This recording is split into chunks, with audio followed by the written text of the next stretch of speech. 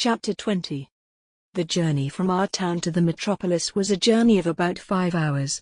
It was a little past midday when the 4-horse stagecoach, by which I was a passenger, got into the ravel of traffic frayed out about the Cross Keys, Wood Street, Cheapside, London. We Britons had at that time particularly settled that it was treasonable to doubt our having and our being the best of everything. Otherwise, while I was scared by the immensity of London, I think I might have had some faint doubts whether it was not rather ugly, crooked, narrow, and dirty. Mr. Jaggers had duly sent me his address. It was Little Britain, and he had written after it on his card, just out of Smithfield, and close by the coach office. Nevertheless, a hackney coachman, who seemed to have as many capes to his greasy greatcoat as he was years old, packed me up in his coach and hemmed me in with a folding and jingling barrier of steps, as if he were going to take me 50 miles. His getting on his box, which I remember to have been decorated with an old weather-stained pea-green hammercloth moth-eaten into rags, was quite a work of time. It was a wonderful equipage, with 6 great coronets outside, and ragged things behind for I don't know how many footmen to hold on by, and a harrow below them, to prevent amateur footmen from yielding to the temptation. I had scarcely had time to enjoy the coach and to think how like a straw yard it was, and yet how like a rag shop, and to wonder why the horses' nose bags were kept inside, when I observed the coachman beginning to get down, as if we were going to stop presently. And stop we presently did, in a gloomy street, at certain offices with an open door, whereon was painted Mr. Jaggers. "How much?" I asked the coachman. The coachman answered, "A shilling unless you wish to make it more." I naturally said I had no wish to make it more. "Then it must be a shilling," observed the coachman. "I don't want to get into trouble. I know him." He darkly closed an eye at Mr. Jaggers's name, and shook his head. When he had got his shilling, and had in course of time completed the ascent to his box, and had got away, which appeared to relieve his mind, I went into the front office with my little portmanteau in my hand and asked, "Was Mr. Jaggers at home?" "He is not," returned the clerk. "He is in court at present." "Am I addressing Mr. Pip?" I signified that he was addressing Mr. Pip. "Mr. Jaggers left word, would you wait in his room? He couldn't say how long he might be, having a case on. But it stands to reason, his time being valuable, that he won't be longer than he can help." With those words, the clerk opened a door, and ushered me into an inner chamber at the back. Here, we found a gentleman with one eye, in a velveteen suit and knee breeches, who wiped his nose with his sleeve on being interrupted in the perusal of the newspaper. "Go and wait outside, Mike," said the clerk. I began to say that I hoped I was not interrupting, when the clerk shoved this gentleman out with as little ceremony as I ever saw used, and tossing his fur cap out after him, left me alone. Mr. Jaggers's room was lighted by a skylight only, and was a most dismal place. The skylight, eccentrically pitched like a broken head, and the distorted adjoining houses looking as if they had twisted themselves to peep down at me through it. There were not so many papers about, as I should have expected to see, and there were some odd objects about, that I should not have expected to see, such as an old rusty pistol, a sword in a scabbard, several strange-looking boxes and packages, and 2 dreadful casts on a shelf, of faces peculiarly swollen, and twitchy about the nose. Mr. Jaggers's own high-backed chair was of deadly black horsehair, with rows of brass nails round it, like a coffin. And I fancied I could see how he leaned back in it, and bit his forefinger at the clients. The room was but small, and the clients seemed to have had a habit of backing up against the wall. The wall, especially opposite to Mr. Jaggers's chair, being greasy with shoulders. I recalled, too, that the one-eyed gentleman had shuffled forth against the wall when I was the innocent cause of his being turned out. I sat down in the cliental chair placed over against Mr. Jaggers's chair, and became fascinated by the dismal atmosphere of the place. I called to mind that the clerk had the same air of knowing something to everybody else's disadvantage, as his master had. I wondered how many other clerks there were upstairs, and whether they all claimed to have the same detrimental mastery of their fellow creatures. I wondered what was the history of all the odd litter about the room, and how it came there. I wondered whether the 2 swollen faces were of Mr. Jaggers's family, and, if he were so unfortunate as to have had a pair of such ill-looking relations, Why he stuck them on that dusty perch for the blacks and flies to settle on, instead of giving them a place at home. Of course I had no experience of a London summer day, and my spirits may have been oppressed by the hot exhausted air, and by the dust and grit that lay thick on everything. But I sat wondering and waiting in Mr. Jaggers's close room, until I really could not bear the two casts on the shelf above Mr. Jaggers's chair, and got up and went out. When I told the clerk that I would take a turn in the air while I waited, he advised me to go round the corner and I should come into Smithfield. So I came into Smithfield, and the shameful place, being all asmear with filth and fat and blood and foam, seemed to stick to me.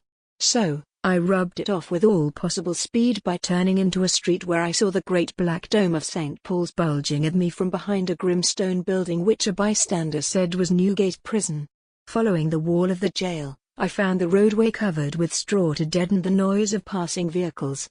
And from this, and from the quantity of people standing about smelling strongly of spirits and beer, I inferred that the trials were on.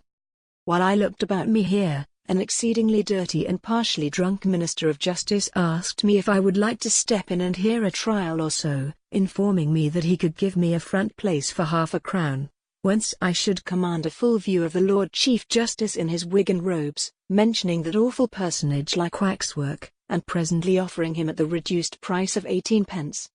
As I declined the proposal on the plea of an appointment, he was so good as to take me into a yard and show me where the gallows was kept, and also where people were publicly whipped, and then he showed me the debtor's door, out of which culprits came to be hanged, heightening the interest of that dreadful portal by giving me to understand that 4 on 'em would come out at that door the day after tomorrow at 8 in the morning, to be killed in a row. This was horrible, and gave me a sickening idea of London. The more so as the Lord Chief Justice's proprietor wore, from his hat down to his boots and up again to his pocket handkerchief inclusive, mildewed clothes which had evidently not belonged to him originally, and which I took it into my head he had bought cheap of the executioner. Under these circumstances I thought myself well rid of him for a shilling. I dropped into the office to ask if Mr. Jaggers had come in yet, and I found he had not, and I strolled out again. This time, I made the tour of Little Britain, and turned into Bartholomew Close. And now I became aware that other people were waiting about for Mr. Jaggers, as well as I. There were 2 men of secret appearance lounging in Bartholomew Close, and thoughtfully fitting their feet into the cracks of the pavement as they talked together, one of whom said to the other when they first passed me, that Jaggers would do it if it was to be done. There was a knot of 3 men and 2 women standing at a corner, and one of the women was crying on her dirty shawl, and the other comforted her by saying, as she pulled her own shawl over her shoulders, "Jaggers is for him, Malia, and what more could you have?"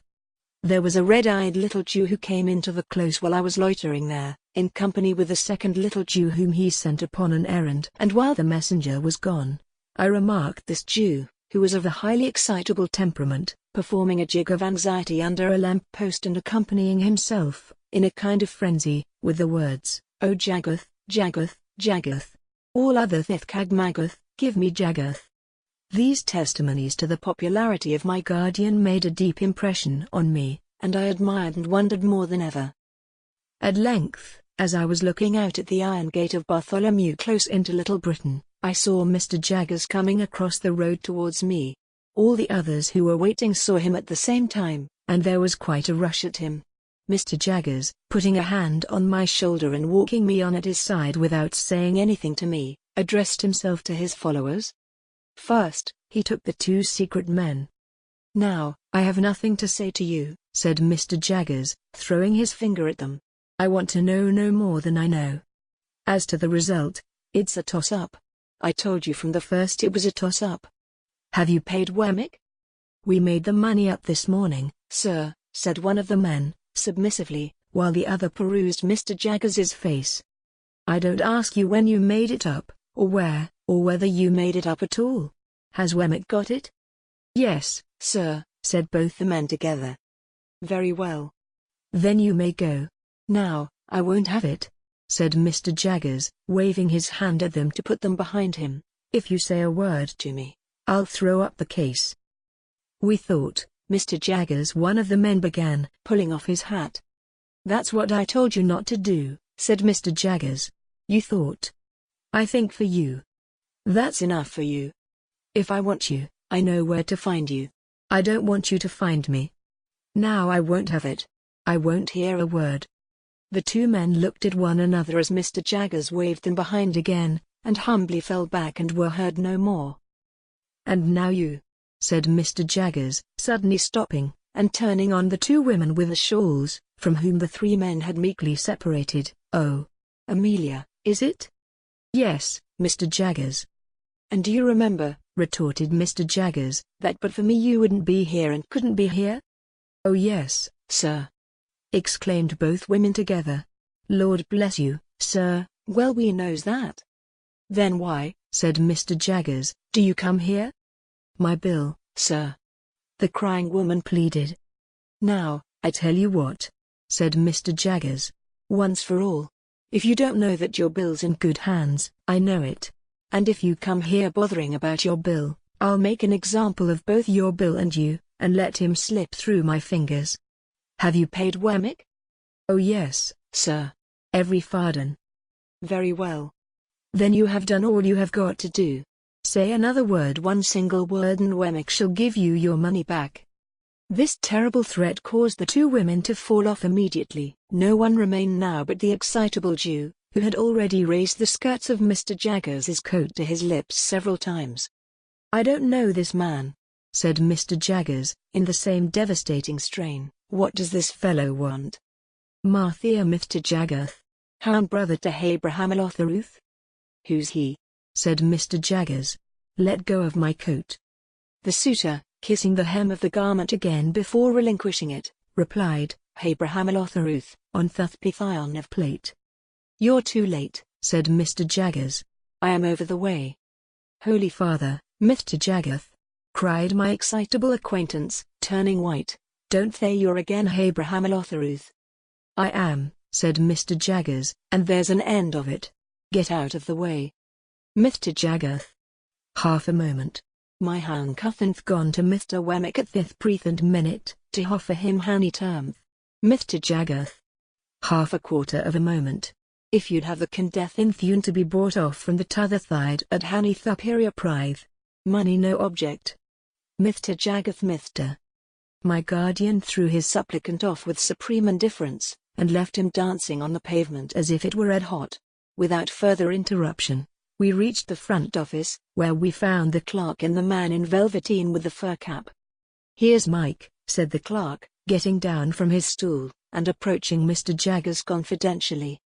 "Oh," said Mr. Jaggers, turning to the man, who was pulling a lock of hair in the middle of his forehead, like the bull in Cock Robin pulling at the bell rope. "Your man cames on this afternoon." "Well?" "Well, Massa Jaggers," returned Mike, in the voice of a sufferer from a constitutional cold, "arter a deal of trouble, I've found one, sir, as might do." "What is he prepared to swear?" "Well, Massa Jaggers," said Mike, wiping his nose on his fur cap this time, "in general way, anythink." Mr. Jaggers suddenly became most irate. "Now, I warned you before," said he, throwing his forefinger at the terrified client, "that if you ever presume to talk in that way here, I'd make an example of you. You infernal scoundrel, how dare you tell me that?" The client looked scared, but bewildered too, as if he were unconscious what he had done.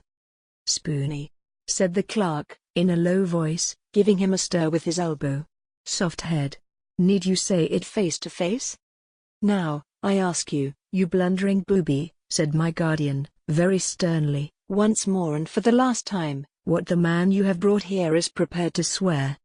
Mike looked hard at my guardian, as if he were trying to learn a lesson from his face, and slowly replied, "Either to character, or to having been in his company and never left him all the night in question."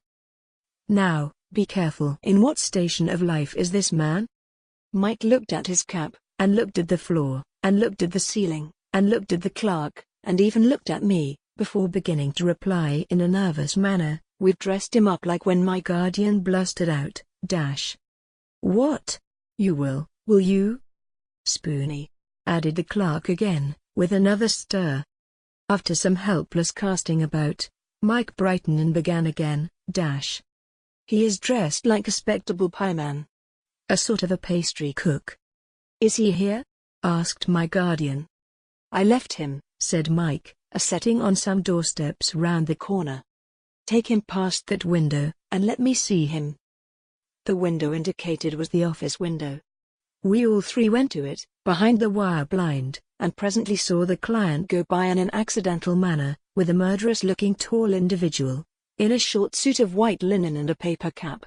This guileless confectioner was not by any means sober, and had a black eye in the green stage of recovery, which was painted over. Tell him to take his witness away directly, said my guardian to the clerk, in extreme disgust, and ask him what he means by bringing such a fellow as that. My guardian then took me into his own room, and while he lunched, standing, from a sandwich box and a pocket flask of sherry, he seemed to bully his very sandwich as he ate it, informed me what arrangements he had made for me. I was to go to Barnard's Inn, to young Mr. Pocket's rooms, where a bed had been sent in for my accommodation. I was to remain with young Mr. Pocket until Monday. On Monday I was to go with him to his father's house on a visit, that I might try how I liked it. Also, I was told what my allowance was to be. It was a very liberal one, and had handed to me from one of my guardian's drawers the cards of certain tradesmen with whom I was to deal for all kinds of clothes, and such other things as I could in reason want. You will find your credit good, Mr. Pip, said my guardian, whose flask of sherry smelt like a whole caskful, as he hastily refreshed himself, but I shall by this means be able to check your bills, and to pull you up if I find you outrunning the constable. Of course you'll go wrong somehow, but that's no fault of mine. After I had pondered a little over this encouraging sentiment, I asked Mr. Jaggers if I could send for a coach. He said it was not worth while, I was so near my destination. Wemmick should walk round with me, if I pleased. I then found that Wemmick was the clerk in the next room. Another clerk was rung down from upstairs to take his place while he was out, and I accompanied him into the street, after shaking hands with my guardian. We found a new set of people lingering outside, but Wemmick made a way among them by saying coolly yet decisively, I tell you it's no use. He won't have a word to say to one of you, and we soon got clear of them, and went on side by side,